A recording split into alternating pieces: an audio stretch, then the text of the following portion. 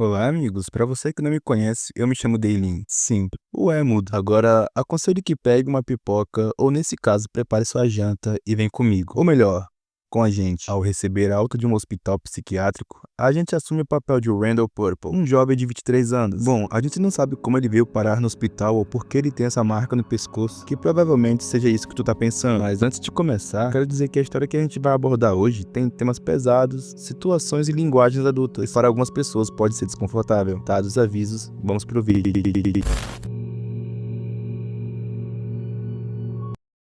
É tarde da noite. A gente acaba de sair de um hospital. Randall mora num apartamento, então a gente tem que ir em direção ao seu prédio. Mas antes de descer para casa, algo chama a atenção de Randall. Tá meio úmido. É o mapa da cidade.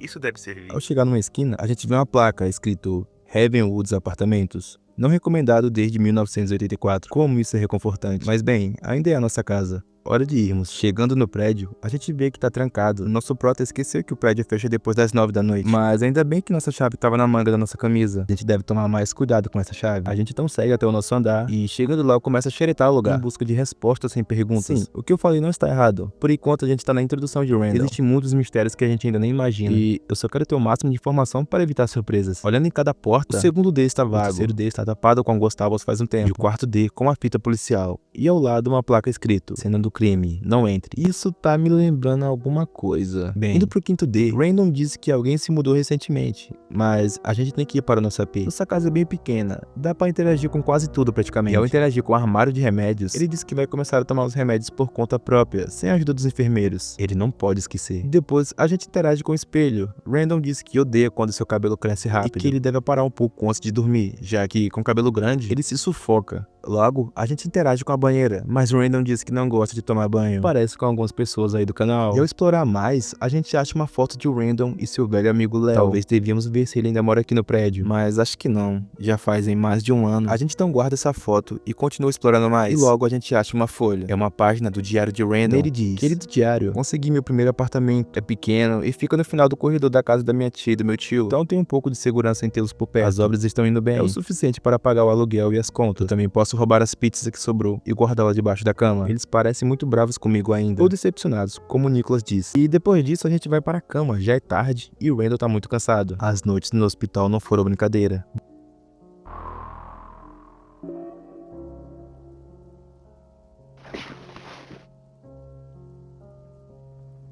Bom, é de manhã e eu já fui correndo tomar meu remédio. Eu ainda não confio em nada nesse jogo. Randall então diz algo sobre os médicos ter dado apenas 3 pílulas para ele. E que os efeitos colaterais do remédio só irão passar após alguns dias. E isso é muito irritante. Tá bom? A gente então tem mais coisas para fazer, como ir olhar aquele apartamento. Que, amigos, é o apartamento dos tios dele. E agora que está de dia, ele pode olhar pelas aberturas. A gente então vai até o apartamento 4D. E ao interagir, tem a opção de puxar as fitas que impedem a passagem. Mas quando a gente vai puxar, uma pessoa aparece perguntando o que a gente está fazendo.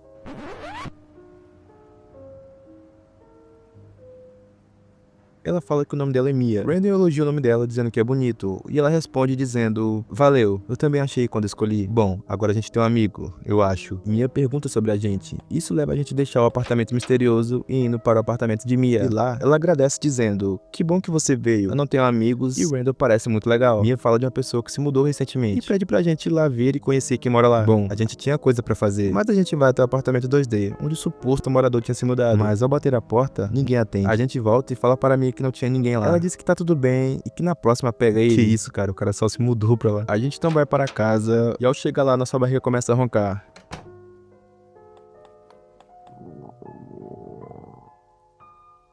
Enfim, a fome chegou. E vasculhando um pouco sua casa, Randall encontrou $1. Já dá pra comprar uma pizza com isso. Afinal, estamos em 1996. As coisas nem eram tão caras assim. A gente então sai à procura de algo para comer. Mas antes de sair, Mia interrompe a gente perguntando se a gente estava livre e chama a gente para ir no café e trocar uma ideia. A gente estava sem dinheiro, mas Mia disse que estava tudo bem, que ela pagava. Então a gente vai em direção ao café. Chegando lá, eles começam a ter uma conversa. Papo vai, papo vem. E Mia pergunta para Randall onde ele ganhou essa marca no pescoço. E Randall apenas disse que não se lembra. Na verdade, ele não se lembra de nada depois do hospital. Mia pede desculpa por ter deixado Randall desconfortável, mas tá tudo bem. Randall não se importou muito. Bom, os dois terminam a conversa ali. Mia disse que foi legal e que eles poderiam fazer isso mais vezes. E Então anoitece e andando pelas ruas, a gente encontra outra parte do diário de Randall. Mas agora a gente segue para casa e mais uma vez o prédio tá trancado. Só que agora a gente perdeu a chave. Mas antes, a gente acaba achando umas moedas pela cidade. Então ninguém é de ferro. A gente merece uma pausa para uma coquinha. Bom, eu rodei a cidade inteira atrás dessa chave e ela tava num cano que a gente tinha que subir em cima de uma casa para poder pegar. E a latinha de refrigerante da gente serviu para derrubar a chave pelo cano. Mas parece que junto da chave tinha uma carta que foi escrita pela Mia. Nela tava escrito: não deixe ele entrar. E o número dela. Agora a gente tem a chave, então podemos ir para casa.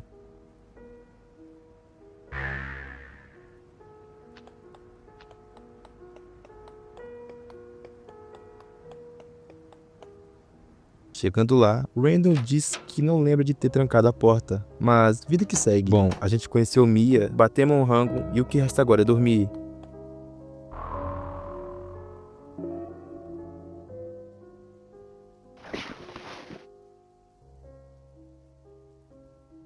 E ao acordar, Randall disse que ele não sonhou mais uma vez. Ele tá feliz que o remédio tá funcionando. E por falar em remédio, bora tomar o nosso remédio de novo. Antes da gente tomar o remédio, Randall disse que não está mais deprimido ou triste, mas também não está tão feliz. Ele também fala que seus comprimidos acabam amanhã, e com isso já foi correndo para a cidade, sem interagir com nada. Saúde em primeiro lugar. Mas antes que pudéssemos passar, a gente ouve uns barulhos do apartamento de Mia. A gente vai bater na porta para saber se tá tudo bem, mas quem responde é outra pessoa dizendo para nós ir embora.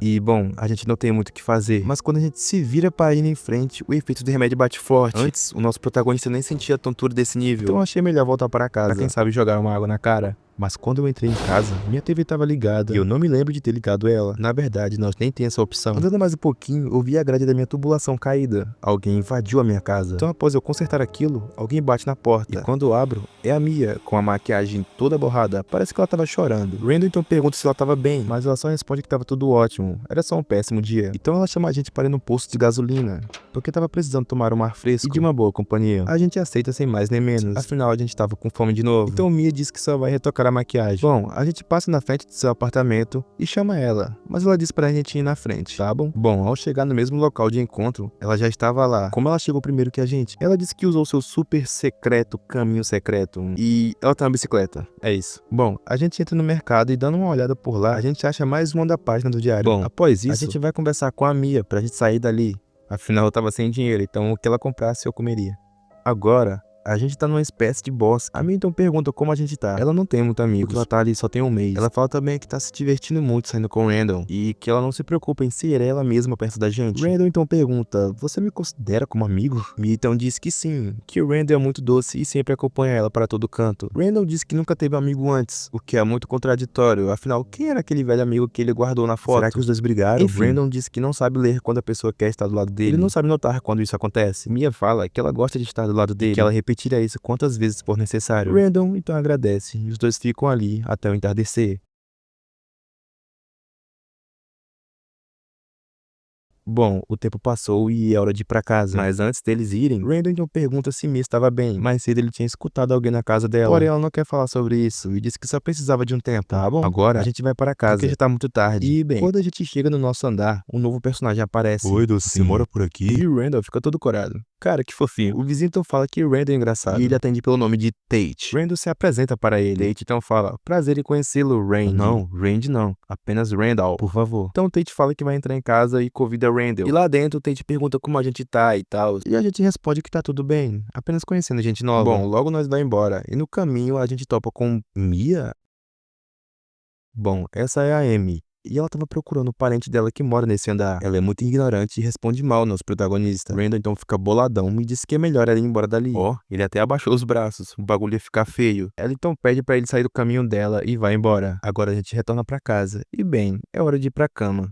E bom, amanheceu mais uma vez e eu vou correndo tomar meu remédio, que, aliás, é meu último comprimido. Ele fala que a presença da Mia fez bem para ele, tanto que ele nem se importa mais em tomar remédio, ele só toma sem se questionar. Agora, ao sair, Mia está na porta de nosso apartamento. Ela pede desculpa por simplesmente ter ido embora ontem. Ela fala que a irmã dela veio visitar ela e tudo mais. Ela diz que fugiu de casa. E sua irmã não tá preparada para aceitar a Mia. Randall então diz que as escolhas de Mia fez ela ser quem ela é hoje. E ele sabe que Mia é uma boa pessoa. Mia então diz pra ele que tá tudo bem e pergunta o que ele quer fazer hoje. Randall fala sobre os remédios e que ele vai ser bem rápido. Só quer ir lá pegar os remédios e voltar pra casa. Mia diz então que tá tudo bem. Quando ele estiver livre, ela adoraria sair com ele de novo. E antes de eu ir para a rua, eu resolvo dar uma passada naquele vizinho estranhamente delicioso, quer dizer, no Tate. A gente bate na porta e o Tate fala pra gente entrar. Chegando lá, ele convida a gente para sentar junto com ele. Daí eles começam a ter uma conversa, que serve mais para o desenvolvimento de personagem. O Tate fala que fatiar madeira é melhor que beber para passar o tempo. Randall, como sempre, todo nervoso. Então o Tate dá a ele o presente para que ele possa se lembrar dele. E olha só que fofinho. E antes da gente ir embora, Tate convida a gente mais uma vez. Só que dessa vez para irmos à noite e assistir alguma coisa com ele. Eu admiro a gentileza do Tate e que ele tá sendo super gente boa com a gente.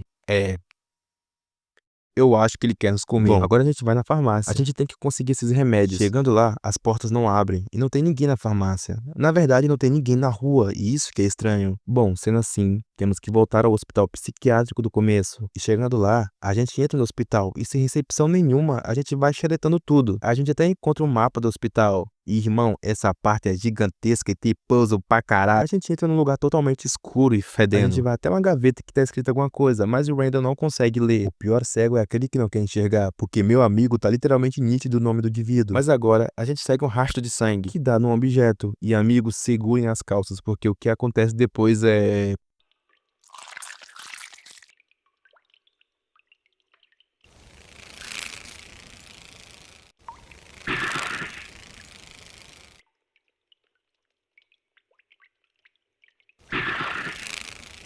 O bicho começa a seguir a gente. Na fuga começa a aparecer vários buracos no chão, mas graças a Deus a gente consegue entrar no elevador e...